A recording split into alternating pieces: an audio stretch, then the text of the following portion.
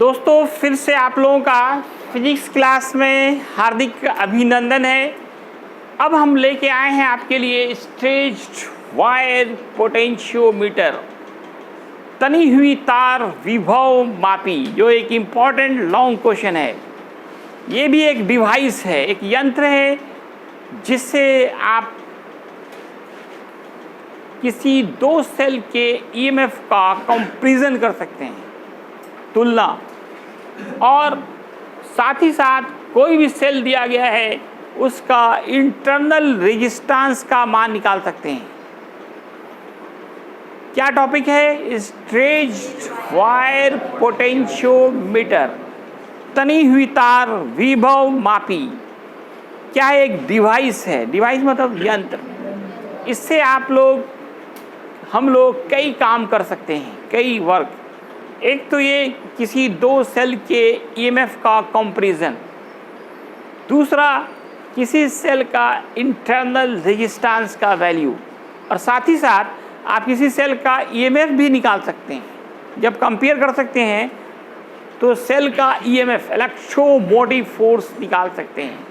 इसलिए इनका डिफिनीशन कहा जाता है a device which is used to compare EMF of two cells and to measure internal resistance of a cell is called stretched wire potentiometer। दोस्तों ये question दो तरीके से पूछा जाता है। यहाँ पे दो लॉन्ग क्वेश्चन है। आपका क्वेश्चन होगा what is stretched wire potentiometer and how you can compare EMF of two cells. एक क्वेश्चन तो ये हुआ। दूसरा क्वेश्चन पूछा जाता है what is stretched wire potentiometer and how we can find out internal resistance of cell. तो कभी आपको दो सेल के ईएमएफ का कंपैरिजन करने कहा जाता है, तो कभी किसी एक सेल का इंटरनल रेजिस्टेंस का मान निकालने कहा जाता है। तो दो तरीके से यहाँ पे दो लॉन्ग क्वेश्चंस हैं। दोनों में थोड़ा सा अंतर होता है लास्ट में। बाकी डिफिनीशन तो लिखना ही है, प्रिंसिपल सब में लिखना ही है, मेन पार्ट्स लिखना ही है, कंस्ट्रक्शन लिखना ही है। सिर्फ डिफरेंस कहाँ जाएगा? वर्किंग मेथड्स में। वर्किंग मेथड्स अलग अलग होंगे। आप लोग नीचे क्यों देख रहे हैं? नीचे देखने आए क्या? बोर्ड पे ना समझा रहे हैं? सीधा बैठो चलो सब एकदम बिल्कुल अटेंशन के साथ, ध्यान के साथ बोर्ड पे। क्लास में आइए बाई माइंड। कहाँ खो गया था जी? तो इसका प्रिंसिपल क्या है? प्रिंसिपल क्या है कि ओम्स लॉ से हम शुरू करते हैं। प्रिंसिपल निकालने के लिए आप ओम्स लॉ से शुरू करें। अकॉर्डिंग टू ओम्स लॉ,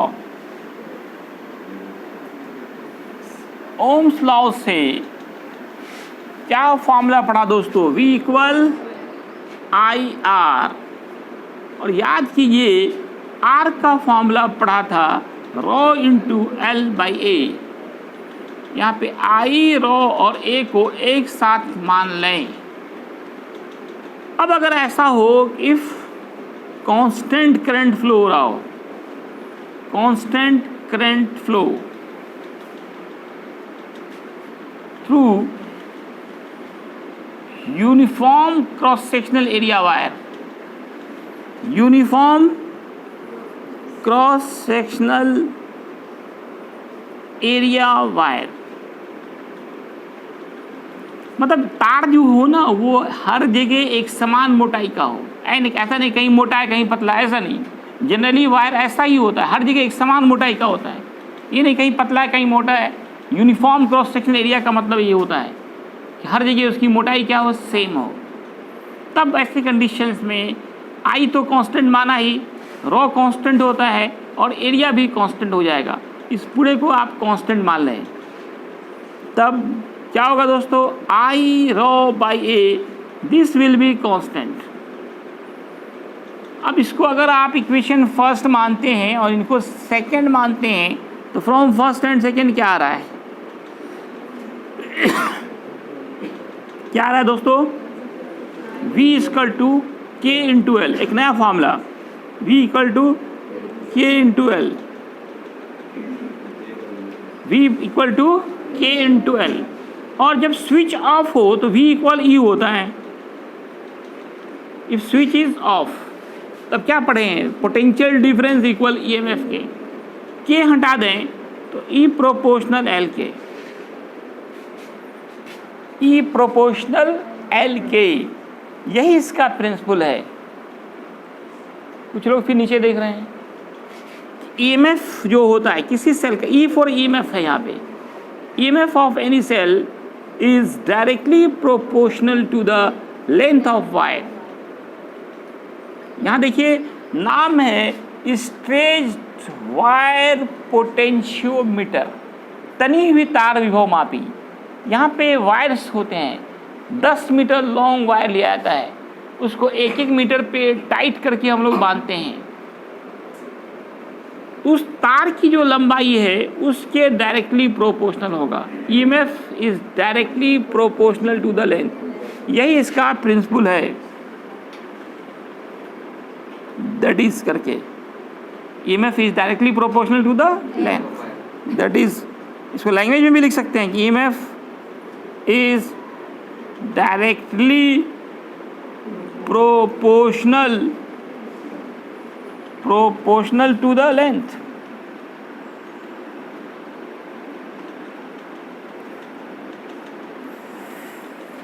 अब इसके मेन पार्ट्स क्या क्या होंगे, कोई भी डिवाइस के मेन पार्ट्स लिखे जाते हैं, एक बार चेक कीजिए तो, ठीक है ना, नहीं आया तो ऊपर उठाइए थोड़ा, तो नीचे कर दें मेन पार्ट्स। अब आ रहा है, इसमें मेन पार्ट्स क्या क्या लगे होंगे। देखिए थिक कॉपर स्ट्रिप तो चाहिए ही आपको, थिक कॉपर स्ट्रिप्स। थिक मतलब क्या हुआ, मोटा कि पतला, मोटा है ना। थिक का स्पेलिंग मीनिंग भूल जाइए, हमको याद रखिए। थिक मतलब क्या हुआ, क्या हुआ जी, मोटा, मोटे कॉपर की पत्ती चाहिए।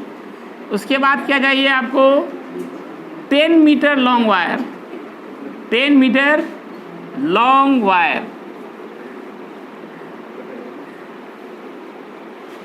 और क्या चाहिए, गैल्वेनोमीटर। और क्या चाहिए आपको, स्विच और सेल्स लगाने पड़ते हैं। मीटर स्केल लेना पड़ता है, मीटर स्केल। जॉकी लगाना पड़ता है, जॉकी। इससे पहले भी आप मीटर ब्रिज में जॉकी देखा था, जॉकी, ETC। एक सब वुडन बोर्ड में टाइट करके बांधा जाता है, लकड़ी का बोर्ड होता है, यानी देखते हैं वहाँ पे भी लगा हुआ, ये वुडन बोर्ड ही होता है जनरली, ETC। कंस्ट्रक्शन,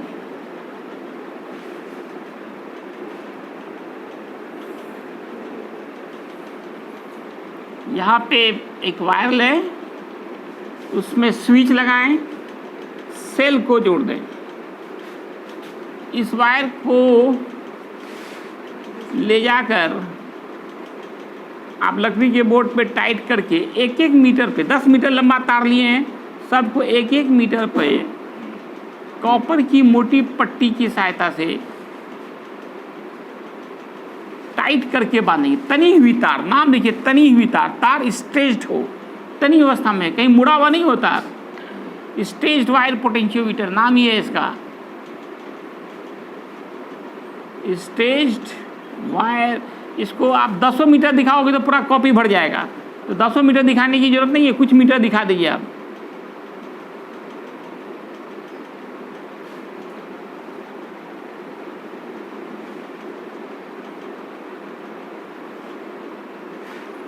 इसको जोड़ रहे हैं अब इस वायर से, यहाँ पे 1 मीटर लंबा स्केल लगा देते हैं, 1 मीटर लॉन्ग स्केल।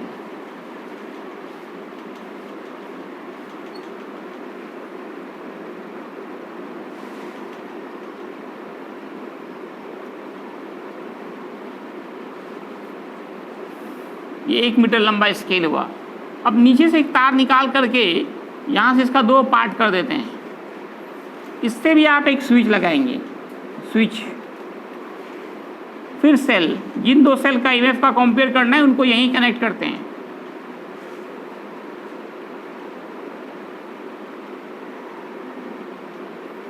यहाँ आप गैल्वेनोमीटर लगाएंगे, गैल्वेनोमीटर, और इसकी गैल्वेनोमीटर के साथ ही जॉकी लगा रहता है। जॉकी मैंने कहा था एक ऐसा वायर होता है जिसका one end fix and another end is free to move. ये आपका दाएं बाएं ऊपर नीचे सब तरफ ले जा सकते हैं आप। इसी वायर का नाम जॉकी है, जॉकी है ना। जैसे देखिए सर्कस में जोकर होता है ना, आगे पीछे घूमता रहता है वो, इसी से ये जॉकी नाम दिया गया इसका।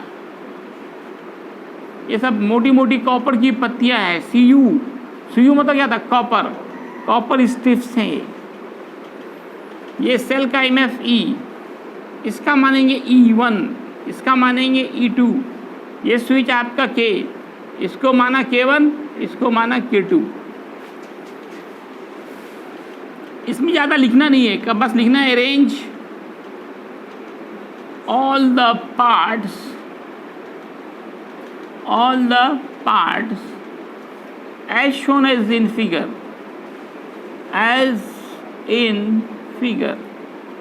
फिगर के अनुसार ही अरेंज कर दिया, arranged. Working method,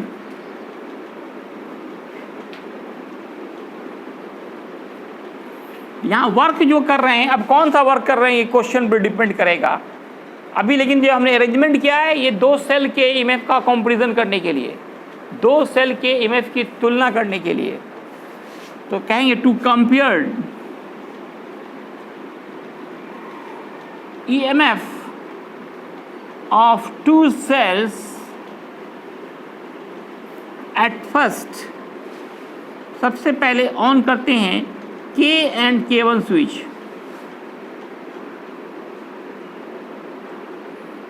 and find out non-deflection point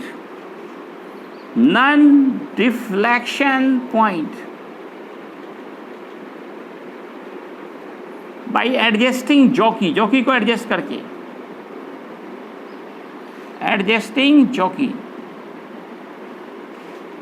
let length is L, length of to compare EMF of two cells at first on K1 switch and find out non-deflection point by adjusting jockey and measured length of wire,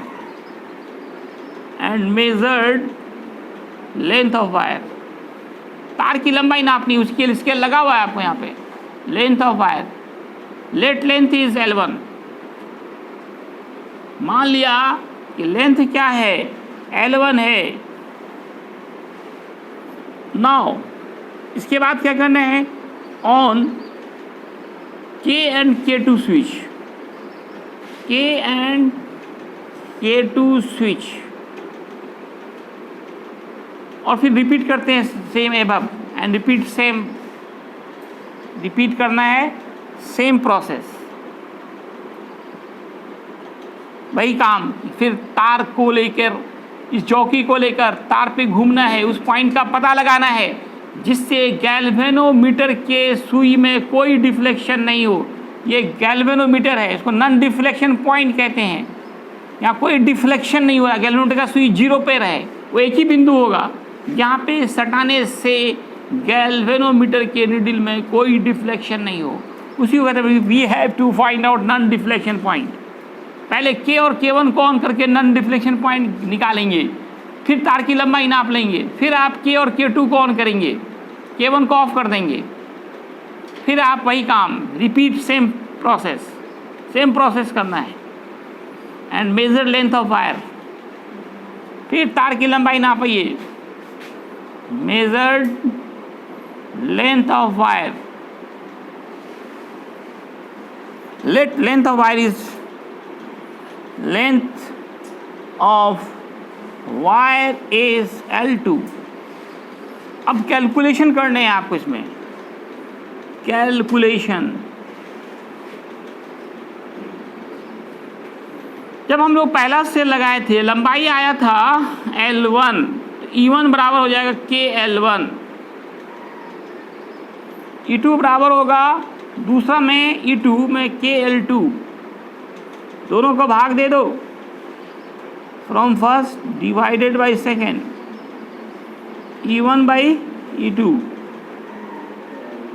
क्या होगा, के L1 by के L2, के cancel, तो क्या formula आया, E1 by equal to L1 by L2। अब इसी फॉर्मूले में आप L1 L2 निकाल चुके हैं, पुट कर दीजिए, क्या निकल जाएगा, कंपेयर हो जाएगा। कंपेयर कर, तुलना करना, हमारा काम क्या था, किसी दो सेल के ईएमएफ का कंपैरिजन करना, तुलना करना। तो अब यहाँ पे अगर L1 L2 हम निकाल चुके हैं, वो पुट कर देंगे तो कंपैरिजन हो जाएगा, रेशियो निकल जाएगा। कंपैरिजन मतलब रेशियो निकालना है आपको। L1 L2 आप प्रैक्टिकली निकाल चुके हैं, इसमें पुट कर दिए, जिससे आपको दो सेल का ईएमएफ का कंपैरिजन हो जाएगा। तो अभी एक काम हुआ है, एक काम और करना बाकी है, जल्दी से इसको लिखिए।